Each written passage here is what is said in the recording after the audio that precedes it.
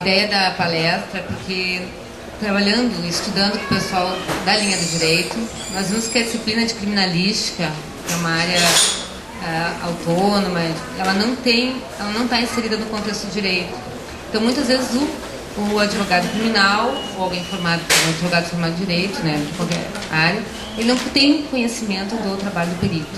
Não fica sabendo exatamente o que a gente tem feito, como tem evoluído muito essa área de perícia. Não estão sendo acompanhados os nossos trabalhos, que é a prova do crime que depois chega lá no tribunal de júri.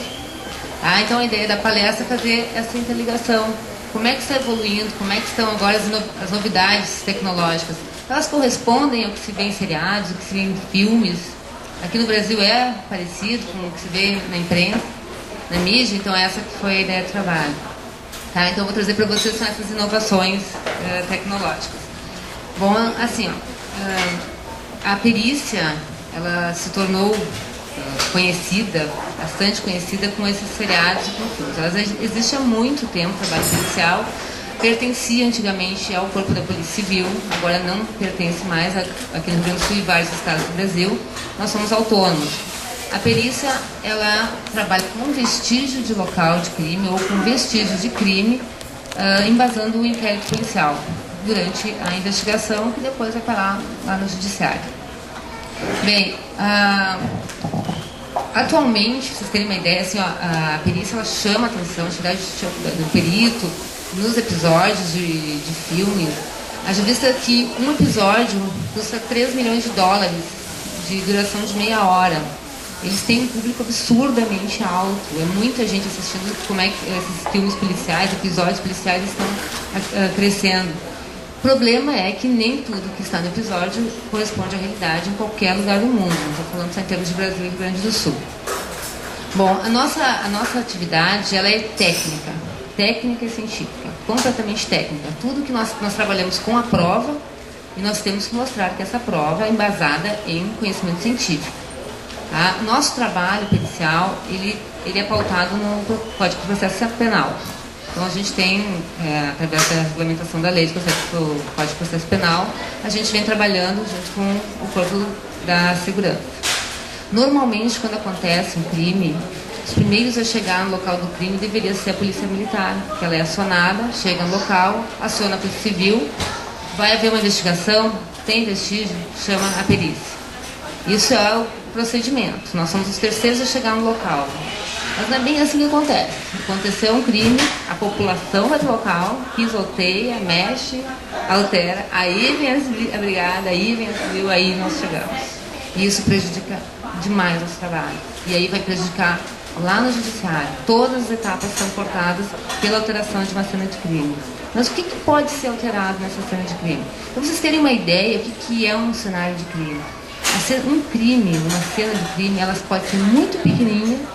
Um crime pode estar dentro de um computador, informações de um crime no computador, e ela pode ser gigante, do tamanho de um desastre aéreo. O cenário do crime varia demais, o lugar varia demais. Nós não temos uma cena de crime igual a outra. Significa que nós não temos local com vestígios igual ao outro. Cada local varia, os vestígios variam.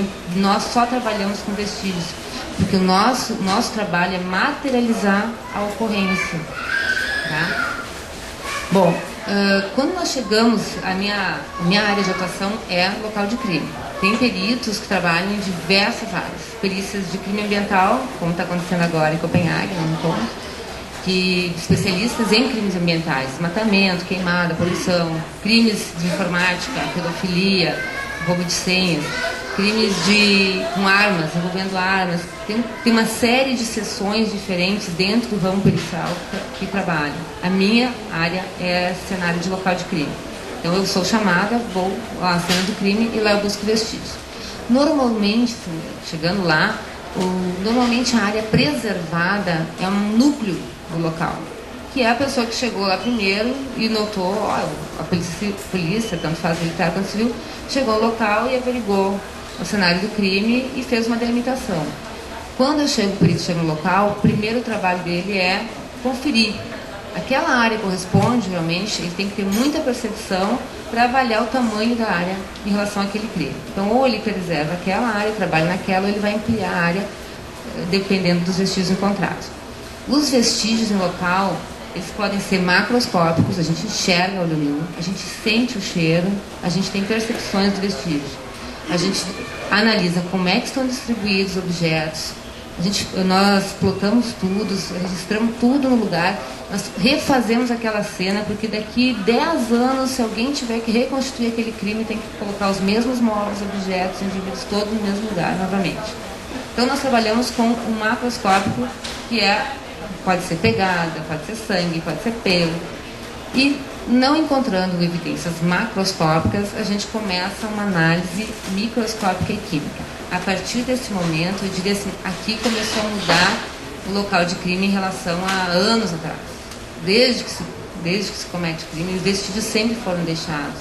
O que muda? Não muda a cena do crime, não muda a minha análise no local, mas os instrumentos, a tecnologia, o que apareceu em termos tecnológicos que nos ajuda a revelar alguns vestígios que antes não eram visíveis.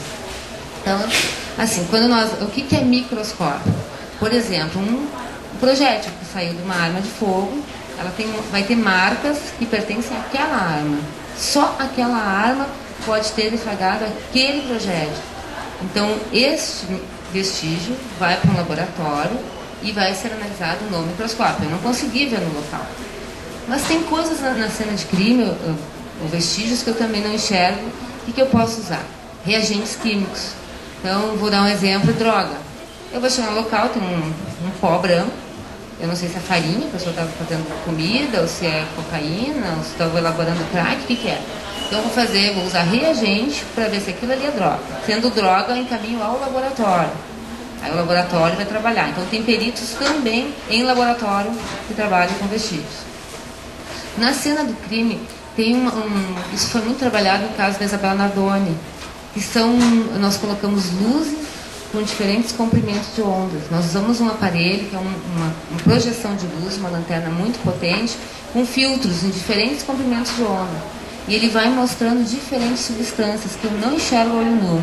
Então a gente coloca na parede, no chão, em todos os objetos e vai revelando matéria orgânica. Aparece vômito, urina, sêmen, sangue que eu não vi à primeira vista, eles vão sendo revelados. Ou